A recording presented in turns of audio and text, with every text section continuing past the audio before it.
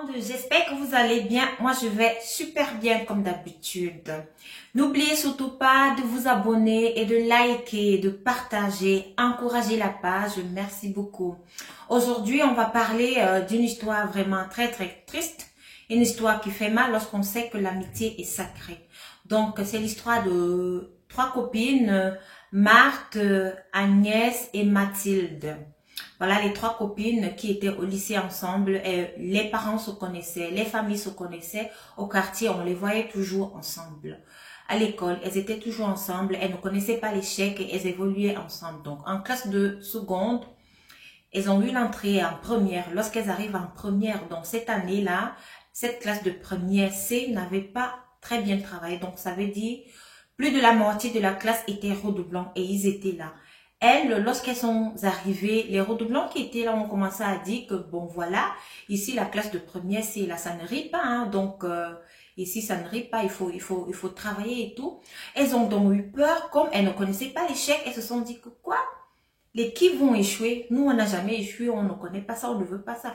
Et puis ce qui était là, c'est que les redoublants, ils faisaient du genre, lorsqu'on vous envoyait au tableau, ils disaient vraiment, la première, c'est l'expérience ici, c'est 2 ans. En bon probatoire, c'est 2 ans.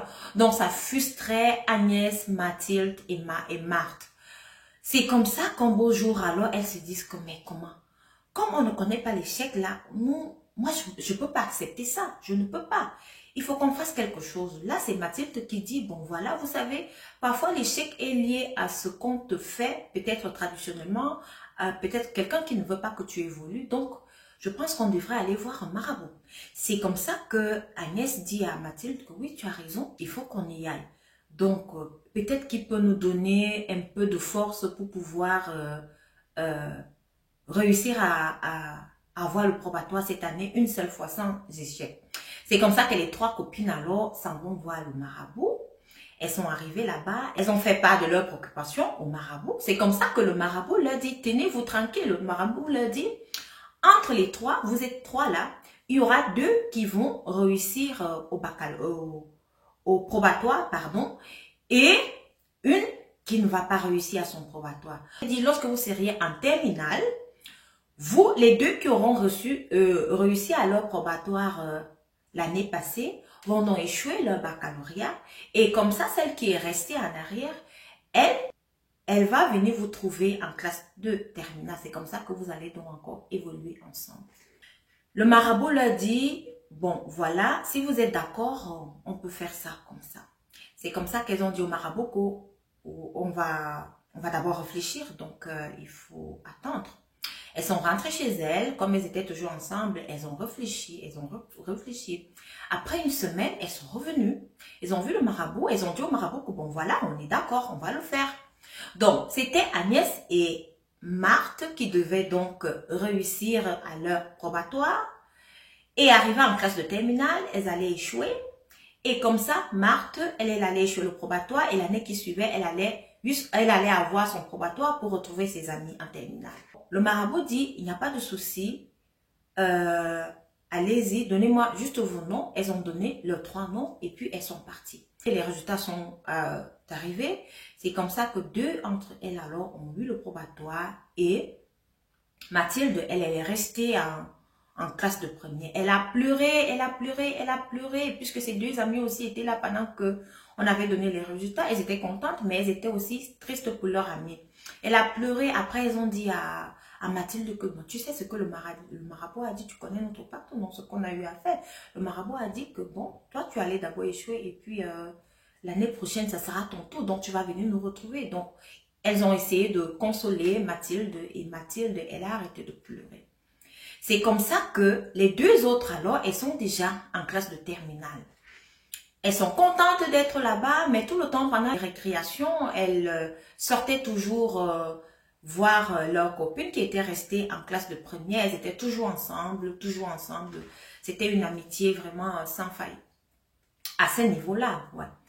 Après, donc, Agnès et Marthe, comme elles étaient ensemble en classe de terminale, là, Agnès qui dit à Marthe que, franchement, elle ne peut pas accepter l'échec. Elle ne peut pas accepter l'échec parce que là, quand elle pense qu'elle va échouer, ça lui fait mal. Elle ne peut pas. Elle ne peut pas accepter ça. Donc, mais voilà aussi Marthe qui dit à Agnès que mais tu as raison parce que là, franchement, ça fait mal.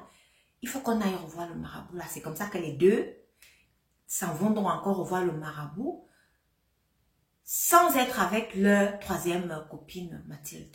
Quand elles arrivent alors chez le marabout se met à rire. Il dit, ah, je vous attendais, je savais que vous alliez venir. Et ce que vous avez fait, vous avez eu votre probatoire et puis vous n'êtes même pas revenu me dire merci. Vraiment, vous n'êtes pas gentil. Hein. Donc, elles ont demandé pardon au marabout. Il dit que non, bon voilà, on s'excuse. Et le marabout leur dit que bon, là maintenant, vous êtes encore revenu parce que là, vous avez besoin de mes services et je sais que vous avez un problème. C'est comme ça qu'elles ont dit au marabout que bon voilà, on est revenu parce que l'année-ci, on ne veut même pas échouer au baccalauréat. On veut réussir à notre baccalauréat. Donc, ce qu'on te demande de faire, c'est que Mathilde, elle doit échouer à son probatoire. C'est tout ce qu'on te demande de faire. Le marabout leur dit qu'ok, il n'y a pas de problème. Vous êtes vraiment sûr que vous voulez faire ça? Elles ont dit oui, elles sont d'accord, elles veulent faire ça. Après, le marabout leur dit, voilà, j'aurai besoin de ses cheveux. Et de deux, j'aurai aussi besoin de son slip qu'elle a déjà porté et qu'elle n'a pas encore eu à laver. Elles ont dit, c'est tout. Elles ont dit, ok, c'est pas difficile à voir puisque c'était des amis, donc elles entraient dans les chambres et tout. Elles passaient la nuit parfois ensemble aussi, donc c'était vraiment évident d'avoir toutes ces choses-là. C'est comme ça qu'elles sont rentrées. Elles ne sont même pas rentrées à la maison, elles sont rentrées directement chez Mathilde. Arrivée chez Mathilde, l'autre Agnès qui commence à dire à Mathilde, bon voilà Agnès, mais comment tes cheveux sont comme ça, mais il faut que je tresse tes cheveux comme c'était aussi le week-end. Et puis vous savez, le week-end, lorsqu'on est au lycée, c'est le week-end qu'on se fait les tresses. Il faut que je tresse, viens ici, viens t'asseoir ici. Et puis Mathilde qui dit, waouh, qu'est-ce qui t'arrive aujourd'hui que tu veuilles me faire des tresses? Waouh, c'est mon jour de chance. Elle s'assied, donc Agnès, elle a commencé à peigner les cheveux de Mathilde. Vous voyez, lorsque tu peignes les cheveux, il y a les peignes et les cheveux qui restent dans le peigne. C'est comme ça que le reste des cheveux, là, elle a pris et l'a mis dans sa poche. Et pendant ce temps, Marthe qui était là, elle dit, oh, elle est fatiguée, elle va aller se coucher dans la chambre de Mathilde, comme d'habitude. Mathilde et Marthe qui disent, ouais, et Agnès, pardon, qui disent que, mais toi là, c'est quoi, tu es fatiguée, qu'est-ce que tu as fait? Tu as fait un travail pendant la nuit ou quoi? Elle dit, laissez-moi tranquille, on n'a pas les mêmes problèmes. Elle est allée se coucher. Donc, elle a fait semblant d'aller se coucher, elle est arrivée là-bas, elle a fouillé, elle a cherché, elle a trouvé le slip de Mathilde qu'elle n'avait pas encore lavé. Elle avait déjà porté, mais il était sale. C'est comme ça qu'elle a aussi fait semblant. Elle est restée là-bas au moins pendant 40 minutes pour faire semblant de dormir. Après, elle est ressortie. Lorsqu'elle ressort, c'est Marthe d'abord qui se moque d'elle en disant que mais ton sommeil là, c'était un sommeil de 5 minutes seulement. Qu'est-ce que tu faisais là-bas? Elle dit, bon, vous savez, les blagues entre les copines, donc laissez-moi tranquille et tout. Elle s'exclame, elle dit, mais vous n'avez pas encore terminé les cheveux, si ça va encore prendre combien de temps? Bref, elles ont terminé la coiffure de Mathilde. Après, Agnès et Marthe sont reparties directement. Elles ne sont pas rentrées à la maison. Elles sont reparties chez le marabout. Arrivées chez le marabout, elles ont donné les effets au marabout. Le marabout leur a dit, ok, allez-y, vous allez réussir à votre examen. Maintenant, on a commencé à donner les résultats des examens. Et vous savez, avant, c'est le BPC qui sort d'abord. Donc, lorsque le BPC est sorti, à ce moment-là, Mathilde est décédée. Elle est décédée comment? Elle a commencé à dire à sa maman qu'elle a mal au bas-ventre, elle a mal au bas-ventre, elle a les règles douloureuses, elle a les règles douloureuses, elle a mal au bas-ventre. Donc, quelques jours après, elle est décédée comme ça. Voilà Agnès et Marthe qui ont pleuré leur amie. Elles ont pleuré, elles ont pleuré, elles ont pleuré. Les résultats du baccalauréat sont arrivés. Elles ont réussi, mais elles n'étaient pas du tout contentes. Après, Agnès qui dit à Marthe que, mais est-ce que tu n'es pas sûre que c'est à cause de nous que Mathilde est décédée? Parce que tout le temps, je la vois dans mon sommeil, elle me pose la question de savoir pourquoi est-ce qu'on lui a fait ça. Pourtant, on était des amis. Mais Marthe aussi qui dit à Agnès que oui, mais donc toi aussi tu la vois, elle vient tout le temps aussi dans ma tête, elle me dit la même chose. Elle me dit franchement la même chose. Donc, peut-être que ce qu'on a donné au marabout là, c'est sûr que c'est ça, hein? Parce que moi, je ne sais pas. C'est comme ça qu'elles se sont mises d'accord de repartir chez le marabout. Lorsqu'elles arrivent chez le marabout leur dit, mais qu'est-ce que vous faites ici? Vous avez eu ce que vous voulez? Non, vous avez eu votre baccalauréat. Donc, je ne sais pas ce que vous voulez encore faire ici. Rentrez. Elles ont dit non. Mais est-ce que tu n'as pas appris que Mathilde est décédée et tout?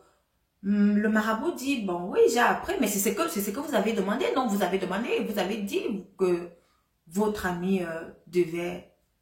C'est ça, non, je vous ai demandé les trucs et puis vous avez dit que vous voulez avoir votre baccalauréat. Vous avez eu votre baccalauréat, donc c'est bon, ça va. Ils ont dit non, c'est pas ce qu'on voulait, on ne voulait pas la tuer, on voulait juste qu'elle échoue en col probatoire, on ne voulait pas la tuer. Mais ça veut dire quoi et tout? Le marabout a dit, foutez-moi la paix et rentrez chez vous. Elles ont donc commencé à pleurer, elles ont pleuré, non, on ne voulait pas la tuer, on ne voulait pas la tuer. Au lieu de rentrer chez elles à la maison, elles ne sont pas rentrées, elles sont plutôt allées dans la maison du deuil. Elles ont pleuré, arrivées là-bas, elles se sont assises par terre, dit que non, on ne voulait pas tuer Mathilde, on ne voulait pas la tuer. C'est comme ça qu'une tante à Mathilde, elle écoute, elle entend comment elles sont en train de pleurer et elle écoute ce qu'elles sont en train de dire. Elle appelle la maman de Mathilde et dit à la maman de Mathilde que viens ici, viens écouter ce que les amis de Mathilde sont en train de dire.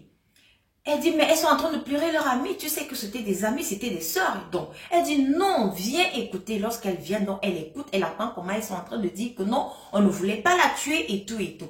C'est comme ça que la maman de Mathilde dit, mais qu'est-ce que vous racontez? Racontez-moi un peu ce que vous dites. Qu'est-ce qui s'est passé? C'est comme ça qu'elles ont donc raconté toute l'histoire. C'est à la maman de Mathilde. Et là, la maman de Mathilde a dit, on va aller chez ce marabout. Elles sont parties. Donc, toute la maisonnée est partie chez le marabout. Arrivé là-bas, le marabout avait disparu. Le marabout n'était même plus là. Incognito, il est parti. C'est comme ça que la maman de Mathilde dit donc à ses amis que mais c'était votre soeur. C'était votre soeur, vous êtes partis. Quand vous êtes partis chez le marabout ensemble en premier, c'était vous avez fait ça ensemble. Donc, il fallait donc respecter aussi votre deal. Comment vous pouvez être si naïf? C'est vous qui avez tué Mathilde. Vous avez tué votre soeur. Ça ne se passe pas comme ça. Je ne veux même pas vous voir à l'enterrement. Je ne veux pas vous voir et tout. C'est comme ça qu'elles sont rentrées chez elles. Elles ont raconté ça à leurs parents. Et les parents ont donc décidé d'envoyer chacune d'elles. Une, on l'a envoyée à l'Est et l'autre, on l'a envoyée à Yaoundé. Donc, c'est comme ça qu'elles ont donc été séparées. Et c'est ce qui s'est passé. Juste pour dire que il ne faut pas... Il faut attendre son moment. Si ton moment n'est pas encore arrivé, il faut attendre. Et aussi, il ne faut pas être dupe. Parce que lorsque tu vas chez le marabout, ne pense pas qu'il va te donner un truc, il ne va pas prendre quelque chose. Ne pense pas que c'est pour rien qu'il le fait. Et en plus, deuxième point, c'est qu'entre copines, vous êtes allés ensemble, comme l'histoire le dit, vous êtes allés ensemble. Donc, il fallait que chacune respecte alors ce que le marabout avait dit.